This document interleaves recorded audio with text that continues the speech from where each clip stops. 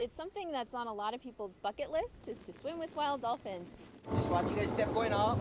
Laura McHugh says people are willing to pay top dollar for dolphin swims, and about a dozen companies on Oahu's west side are taking the bait, offering tours out of Ko'olina and Waianae Boat Harbor.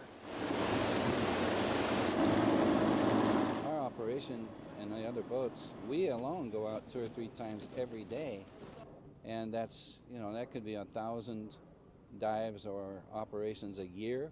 You multiply that times 10 or 11 boats on the coast, that's a lot of disturbance. That potential for dolphin disturbance is prompting a new National Fisheries Service campaign dubbed Dolphin Smart, a kind of seal of approval to discourage the harassing of dolphins under the Marine Mammal Protection Act.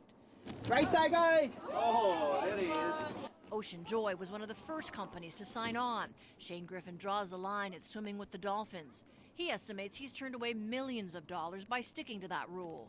I really wish that more owners of activities would join in with us on this, because we feel that over the last 9 years we've seen the number of dolphins that are constantly here. They are less constant and maybe even smaller in number. Smaller in number, perhaps, but they still draw a crowd. With all these boats out here, it's a bit of a waiting game, but you don't have to wait long. The dolphin show begins right on cue. That's when Dolphin Smart's checklist kicks in.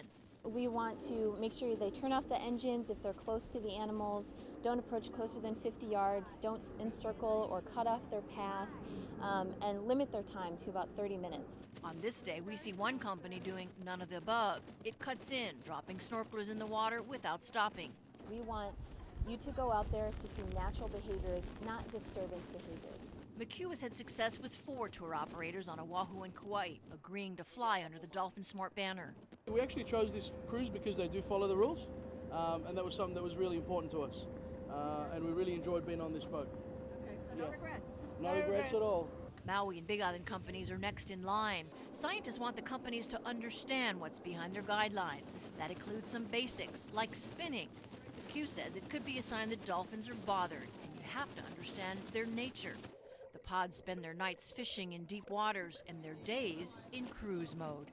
This is a critical time for them. During the daytime hours, they're resting, they're caring for their young, they're avoiding predators. They actually only sleep with one half of their brain at a time, so the other half is alert to breathe, alert for predators, things like that.